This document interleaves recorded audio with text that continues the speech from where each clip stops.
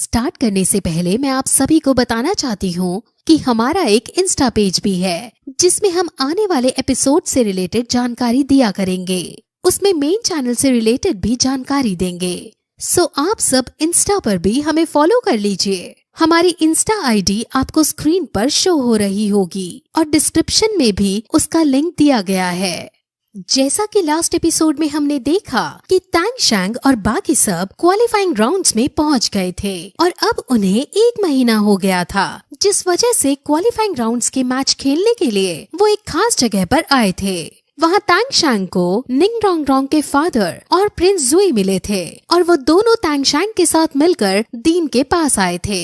अब वो दोनों दीन से बातें करने लगते हैं, जिसमें अपना इंट्रोडक्शन देने के बाद अंकल निंग ये कहते हैं कि वो अपने और भी बच्चों को श्रेक स्कूल में भेजेगा, क्योंकि निंग रोंग रोंग को श्रेक स्कूल ने काफी अच्छा वॉरियर बना दिया है। उसे अपने ट्राइब में और भी अच्छे वॉरियर्स चाहिए, इसलिए वो अपने ट्राइब के और भी बच्चों को यहाँ भेजना चाहता है। दीन ये सुनकर बहुत खुश हो जाता है, क्योंकि अब कीबाओ ट्राइब से उसे बहुत सारी फंडिंग जो मिलने वाली है। वो खुशी खुशी अंकल निंग की इस बात को एक्सेप्ट कर लेता है और फिर थोड़ी और बातचीत के बाद अंकल निंग और प्रिंस जुई वहाँ से चले जाते हैं। प्रिंस जुई ने अपनी आइडेंटिटी कि वो प्रिंस है वो दीन के सामने नहीं बताई थी और तांग शैंग को भी बताने से मना कर दिया था, और ऐसा उसने क्यों किया था वो हमें आगे पता चलेगा। अब निंग रोंग रोंग अपने पापा से मिलने आती है और अंकल निंग उसे ट्राइब का नेक्स्ट चीफ बनाना चाहते हैं। ये सुनकर सभी को खुशी होनी चाहिए थी, लेकिन निंग रोंग रोंग खुश होने के बजाय दुखी थी, और ऐसा क्यों था ये हमें आगे पता चलेगा।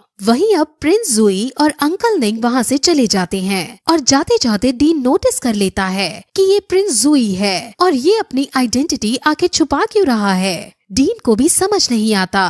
अब जब अंकल निंग और प्रिंस जुई दूर आ जाते हैं तो प्रिंस उसे एक इविल स्माइल देता है और अंकल निंग भी उसके साथ हंसते हुए कहता है कि तांग शैंग ने बहुत जल्दी कल्टीवेट कर लिया है और उसकी बॉडी भी बहुत स्ट्रॉन्ग है, उस पर हमें नजर रखनी चाहिए। वहीं श्रेक स्कूल के पास अब ओपोनेंट टीम्स की डिटेल्स आ जाती हैं और उनका पहला ओपोनेंट बराक स्कूल होने वाला था। बराक तियानदाओ सिटी का ही एक बड़ा स्कूल है। अब जो उनकी फाइट होने वाली है वो बेशक टीम फाइट है, लेकिन उसमें 1-to-1 बैटल करके एक दूसरे को हराना होगा, और ये बात सबको शॉक करती है। तांग शैंग इस फाइट में पहले लड़ना चाहता था क्योंकि वो ही वहाँ पर 1-to-1 बैटल में सबसे अच्छा था, लेकिन ग्रैंड मास्टर जीवू को भेजने का डिसाइड करते हैं क्योंकि जीवू की खासियत 1-to-1 बैटल में लड़ने की है। अब फिर सारे बच्चे बैटल ग्राउंड की तरफ बढ़ने लगते हैं, जहां वो सारे ओपोनेंट मौजूद थे जिसको तांग शैंग की टीम ने पहले हराया था। अब पहला मैच उस लड़की का जो तांग शैंग से नफरत करती थी और ओपोनेंट टीम के बीच में था, और वो लड़की ओपोनेंट टीम की धज्जियां उड़ा देती है। अब फिर श्रेक स्कूल रिंग की तरफ बढ़ने लगता है, लेकिन तभी बराक स्कूल वाले उन्हें रास्ते में ही रोक लेते हैं और यहाँ से हमें पता चलता है कि दीन उन्हें जानते हैं। बराक स्कूल एक ऐसा स्कूल है जो हमेशा से श्रेक स्कूल को परेशान किया करता था। वो अब भी श्रेक स्कूल को परेशान कर रहा था और ये देखकर सबको बहुत गुस्सा आता है, लेकिन अगर वो उससे अभी लड़ते तो वो डिस्क्वालीफाई कर दिए जाते। इसलिए उनके जाने के बाद मिस्टर झाओ जीवू से मैच के अंदर इसका बदला लेने को कहते हैं, जिस पर जीवू और ज्यादा मोटिवेट हो जाती है। अब रिंग के अंदर जीवू आती है और बराक स्कूल से रैंक 42 का वॉरियर आता है और अब उन दोनों की फाइट शुरू की जाती है। जीवू अपनी चार्म एबिलिटीज का यूज करके पहले उसे रिझाती है और जैसे ही ओपोनेंट टीम डिस्ट्रैक्ट होती है जीवू उस पर हमला कर देती है। उसका हमला करने का स्टाइल इतना यूनिक और इतना फास्ट था कि ओपोनेंट टीम पहली बात तो हमला कर ही नहीं पाती, और जो वो हाथ पैर फेंकने की कोशिश करते हैं जीवू उन सभी से बच जाती है।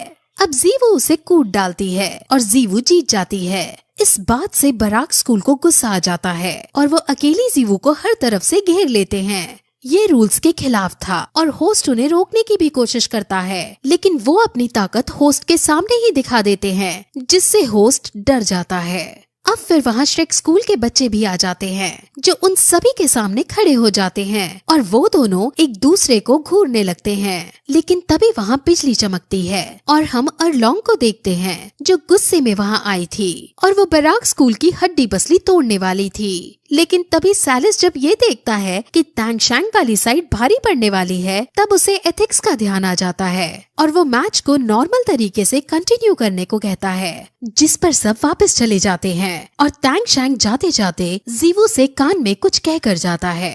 अब फिर जीवू के सामने सेकंड वॉरियर को लाया जाता है और जीवू उसे भी आसानी से हरा देती है। अब जीवू ऐसा करते करते 4 वॉरियर्स को हरा देती है और अब 5वां वॉरियर जीवू के सामने लाया जाता है और वो बहुत ज्यादा स्ट्रॉन्ग था। वो अपनी मार्शल सोल का यूज करके जीवू पर एनर्जी छोड़ता है और जीवू उसे डिफेंस नहीं करती। सब ये देखकर चौंक जाते हैं और उन्हें ये लगता है कि जीवू कमजोर पड़ रही है, लेकिन तभी जीवू के अंदर का लव सिक फ्लावर एक्टिवेट हो जाता है और वो फ्लावर जीवू को ताकत प्रदान करके ओपोनेंट की एनर्जी को रिफ्लेक्ट कर देता है, जिससे ओपोनेंट ही हार जाता है। असल में ओपोनेंट ने सनफ्लावर पार का यूज किया था और जब लव सिक फ्लावर को लगा कि कोई फ्लावर उसके ओनर को परेशान कर रहा है, तो लव सिक फ्लावर ने अपने ओनर को बचा लिया। सनफ्लावर की पार अच्छी है, लेकिन लव सिक सभी फ्लावर्स का राजा है। अब किसी को कुछ समझ नहीं आता कि जीवू ने कौन सी टेक्निक का यूज किया है, इसलिए सब ये मान लेते हैं कि जीवू के पास एक खास सोल बोन है। अब हमें यहाँ से फिर पता चलता है कि टैंगशैन ने जीवू को जो कान में कहा था, वो इसी तरह से लव सिक फ्लावर को यूज करने को कहा था। अब जीवू 5 मैचेस लगातार जीत चुकी थी, लेकिन अब वो थक गई थी, इसलिए टीचर्स टैंगशैंग को आगे के राउंड्स में भेजने का डिसाइड करते हैं और टैंगशैंग अब रिंग की तरफ आगे बढ़ने लगता है। रास्ते में उसे वो सभी दिखते हैं जिसको टैंगशैंग ने हराया था और उनमें से ज्यादातर टैंगशैंग के दुश्मन बन गए थे, खासकर ये लड़की जो टैंगशैंग को बुरी तरह से हराना चाहती थी। अब टैंगशैंग रिंग के अंदर जाकर अपनी ब्लू सिल्वर प्लांट की मदद से ओपोनेंट को बांधता है। ओपोनेंट चाहता तो उसे निकालने की कोशिश कर सकता था, लेकिन वो टैंगशैंग को देखकर ही इतना डर जाता है कि टैंगशैंग उसे आसानी से हरा देता है और फिर ऐसे ही टैंगशैंग बाकी सभी मेंबर्स को हरा देता है और बराक स्कूल की बुरी बेइज्जती हो जाती है। अब श्रेक स्कूल के सारे बच्चे ऑडियंस साइड में आकर बाकी टीम्स की फाइट को देखने लगते हैं, लेकिन तभी वहाँ अचानक वो लड़की आ जाती है और वो टैंगशैंग को अकेले में चलने को कहती है, जिस पर टैंगशैंग उसके साथ अकेले में जाकर मिलता है और वो टैंगशैंग के पास आकर उसे धमकी देते हुए कहती है कि अब जो तुम्हारा और हमारा मैच होने वाला है उसमें हम दोनों ड्यूएल करेंगे, जिस पर टैंगशैंग ये कह देता है कि अगर हमें ड्यूएल करने का मौका मिला तो मैं तुम्हें एक फेयर फाइट का मौका जरूर दूंगा। अब फिर लड़की वहाँ से चली जाती है। अब टैंगशैंग और बाकी सब रात को कैंप लगाते हैं और वहाँ पर उन्हें ये पता चलता है कि उनका अगला ओपोनेंट ची हाउ स्कूल है, यानी अब टैंगशैंग की लड़ाई उस लड़की से होने वाली है। अब सबको ये लगता है कि टैंगशैंग ने जैसे पिछली बार इस स्कूल को आसानी से हरा दिया था, इस बार भी टैंगशैंग आसानी से हरा देगा, लेकिन टीचर्स समझाते हैं कि इस बार ची हाउ स्कूल टैंगशैंग की सारी एबिलिटीज को ध्यान में रखकर आएगा और ये मैच पिछली बार जितना आसान नहीं होने वाला है। और अब वो सभी प्लानिंग करने लगते हैं कि कैसे वो ची हाउ स्कूल को हरा सकते हैं।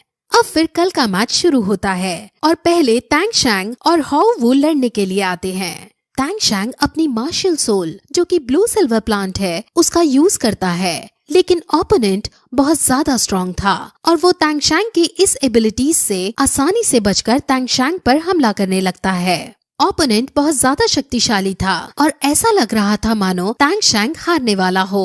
ओपोनेंट इस बार टैंगशैंग की ब्लू सिल्वर प्लांट से बचने के सारे मेथड्स ढूंढ कर आया था, इसलिए टैंगशैंग को थोड़ी दिक्कत हो रही थी। लेकिन फिर टैंगशैंग एक और आइडिया सोचता है। जैसे ही ओपोनेंट फुल स्ट्रेंथ के साथ टैंगशैंग को मारने बढ़ता है तो टैंगशैंग उससे बचकर उसकी ही पार को उसके अगेंस्ट यूज करता है। इस टेक्निक का नाम controlling crane catching dragon technique है। अब इस टेक्निक का यूज करके टैंगशैंग को एक अपर हैंड मिल जाता है और फिर कंटिन्यूअस अटैक करके वो ओपोनेंट को हरा देता है। अब उसके सामने एक एक करके और भी ओपोनेंट्स आते हैं और वो सभी को हरा देता है, जिसके बाद अब आखिर में सबसे ताकतवर ओपोनेंट जो वही लड़की है वो यहाँ पर आती है। टैंगशैंग ने इतने सारे मैचेस खेले थे जिस वजह से उसकी 40% सोल पार खत्म हो गई थी, लेकिन अब भी वो इस लड़की से लड़ने का डिसाइड करता है और लड़की अपना बेस्ट देकर टैंगशैंग को हराने लगती है। वो लड़की बहुत ज्यादा स्ट्रॉन्ग है और वो काफी अटैक्स करने के बाद मैच को खत्म करने के लिए अपना आखिरी अटैक करती है। इस टेक्निक का नाम फ्यूजन रिंग है और ये कोई टेक्निक नहीं बल्कि एक टैलेंट है जो बहुत रेयर है। सब डर जाते हैं क्योंकि इस अटैक से बच पाना बहुत कठिन था।